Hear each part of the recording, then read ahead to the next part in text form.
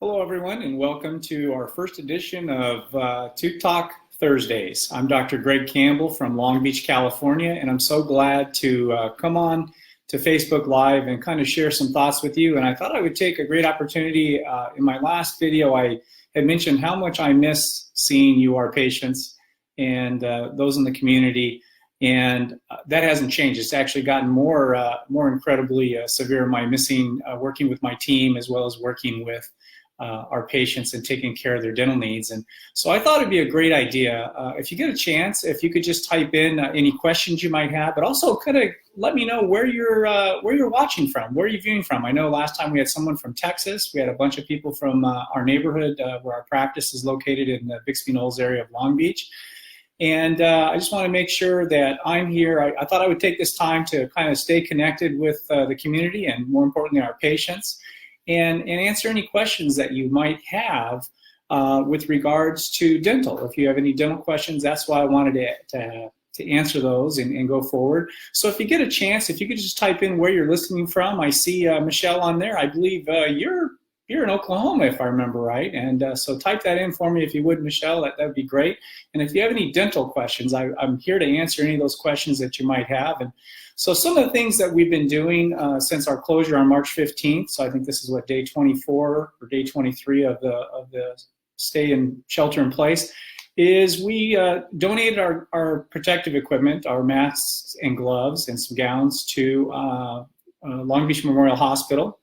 We've also donated the gloves and masks to the local Vaughn's grocery store because the workers were not didn't have the protective equipment. So I actually loaded up an entire back of my my RAV4, and I took that to the Vaughn's store. So it was really fun. We've also made hand sanitizer. There's a lot of businesses that are essential that are still open, and we decided to help them. The bank, the accounting office is next door to us, a bunch of things that are open. We decided to actually make the hand sanitizer. So maybe another video I can show all of you how we did that and how we're sharing that as well.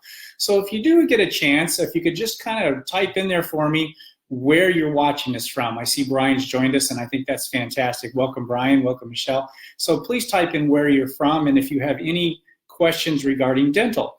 Now, a funny thing I want to share with you is if you ever saw the movie Castaway with Tom Hanks, where he's on an airplane and the airplane goes down, I think you know the story. He actually had a friend, and it was a basketball, Wilson. And I'd like you to meet my Wilson right here. This is who I've been talking to during my my isolation. So I thought I would include the orchid here. I haven't named it yet, so maybe it's just orchid, but we're going to go from there. And so I see Brian's in from San Clemente. Hello, Brian. So recapping, we've been trying to keep really busy, trying to take care of the team. We've been doing Zoom, Skypes, patients. I've been keeping in constant communication with patients. The other thing that I've been doing is calling my patients. I'm spending an hour a day calling patients, checking in on them, especially my seniors. Is there anything they need, anything I can do to help them? So we're really trying to stay connected with the practice. So welcome, Dora Lee. If you could type in for me, and Lindsay Lee, and type in where you're listening to this from. I'm excited that you're here. So on Tooth Talk Thursday, what I want to do is I just gave you guys an update on what we're doing due to the COVID and being shut down, how we're helping the community, the donations, making the hand sanitizer, and keeping in constant communication with our patients and helping them. It's been fun. This is certainly an uncertain time. It's been challenging. It's been stressful for some. And I decided during this time to just use it for good to help improve my practice and to make things better when we do start up. So some of the questions I get, I've been asking, a lot of them that are asking, if you want to type in a dental question, that's fine. I'd be happy to answer is I get this a lot. When I tell somebody that we need to have them back to do a restoration, we need to do a filling, we call those restorations, but why do I need a filling? It doesn't hurt. I can't tell you how many times a month I hear that from a patient. Well, doc, why do you need to do this? It doesn't hurt. It shouldn't hurt. You don't want to wait till a filling hurts, because if you do that, it's going to end up being more costly and it's a much more invasive procedure. So you really, when you notice something's first starting to go on, or if we take x-rays and we notice that there's something called decay, we call that caries. If you have decay, we call it a cavity. we'll tell you, hey, we see something. Usually we can detect it with an Explorer. It's a really small instrument that we can take to kind of scratch around the tooth and detect things. Or we also look in combination and confirming that visually on x-rays or radiographs. We take those periodically. X-rays are taken based on the patient's specific needs. So in some patients that have a high caries or high cavity rate, we take them more frequently. Others that don't have any, we take them less frequent. Also depends on medications you might be on. So you don't want to wait until you have symptoms to come back and get the restoration or the filling done, because if you do, it ends up being more costly, and again, it's much more invasive usually. So when you look at the life cycle of a tooth, you have what we call a natural tooth. Nothing's been done to it. And then you have, in some cases, your first filling. Well, fillings don't last forever.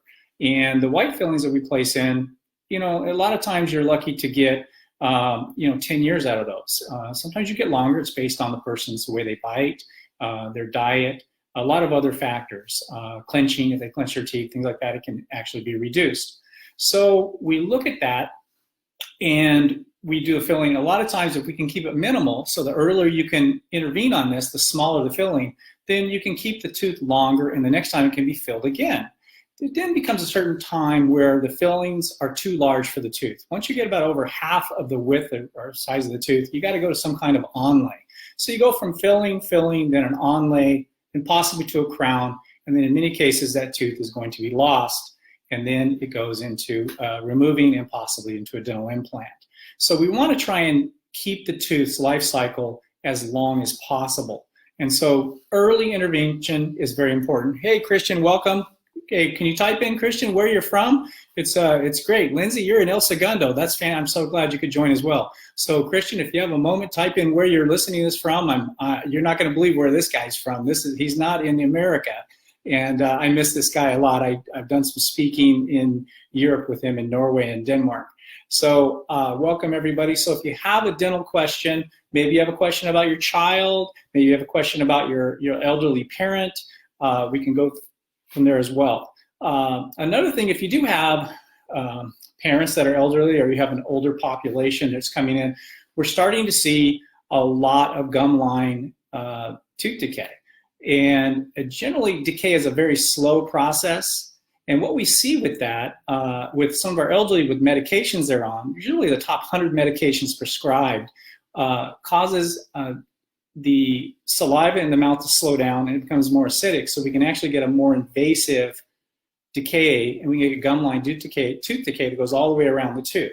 So on that, there's some things called silver diamondite fluoride that's showing some really good results in treating that. And we really try and look at the person's diet. And again, we recall, meaning we bring that patient in sooner.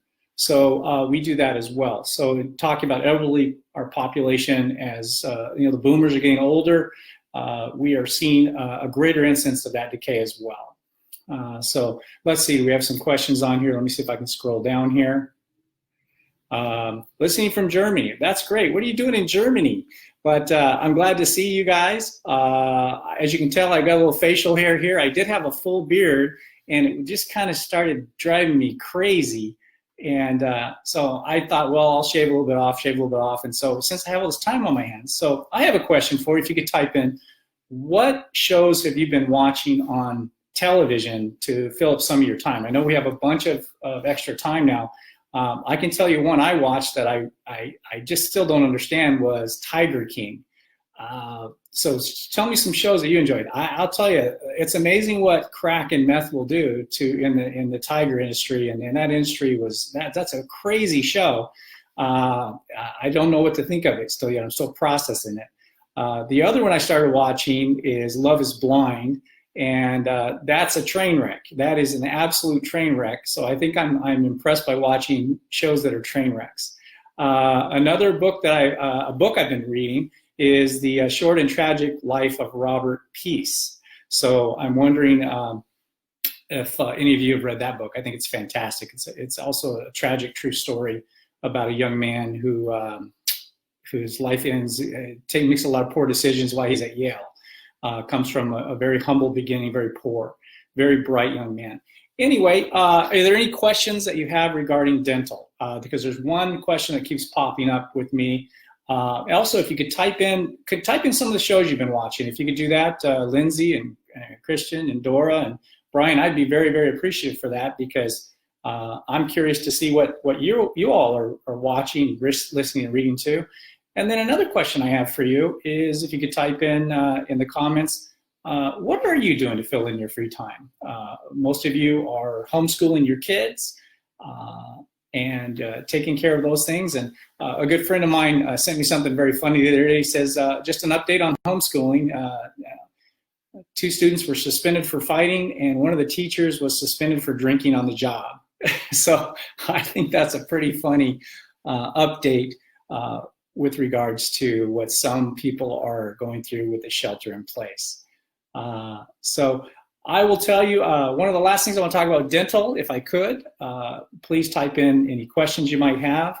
Again, I appreciate that. Here's a comment from Lindsay. She goes, the Tiger King was wild. It was wild. I just wasn't quite following after that first show, but then after the second episode, it got better and better. So you like Succession on HBO? That's good. The morning show, Christian's saying, that's fantastic. So I'm looking forward to keeping busy with all those things, because I've already taken care of everything I can for the office as far as applying for the loans, trying to take care of the team. So now I actually feel, for the first time as of yesterday, I have that time off. So let's go back to a dental question. Somebody asked a question about manual versus electric toothbrushes. What's my opinion, or what do I think of those? You know, I want to preface before I answer, is that I just want you to brush. And I think there's no substitute for a good brushing technique, and I think we're going to do a video on that in the near future. I think both have their advantages. A manual toothbrush is going to be a little more efficient if you hold it and let it do the work for you. And then if you do manual toothbrushing, I think that with the right technique and you spend the proper amount of time and you're getting each surface, you're going to have great results. I believe that both work. If somebody says, well, do you like the Sonicare or do you like the Oral-B Braun? You know, actually, I like them both. And I'll tell you, I personally have an electric brush at home, but at work, I use a manual brush. So I do both. And I think that's kind of a nice combination to do when you're looking at your oral health.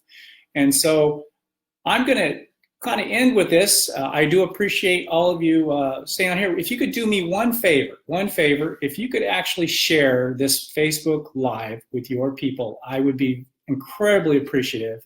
Because I think we're going to have some very valuable stuff to share about digital technology and other things in dentistry, why it's important to protect your teeth with a night guard. We're going to go over the process of clear aligners like Invisalign. We're going to do a lot of things, but if you could just do me a favor and share this video with your group of people, your friends, I would be so appreciative, because I am going to spend a lot of time and energy on this and make it something substantive and fun as we go along. So with that, I'm going to say thank you very much for attending this first one. And if you could share that for me, and I'm going to come on next Thursday, and we're going to have a Tooth Talk Thursday where, like today, we talked about different fillings, we talked about brushing, we talked about some of our geriatric population, and I'm going to answer any other questions that may come up along the way this week. When you share this and it goes, I'm going to post this as well, we'll have other questions that we can address. So thank you very much. Stay safe. And I miss you, my patients, and I miss you, my friends, very, very much. And I look forward to our next time together. Thank you.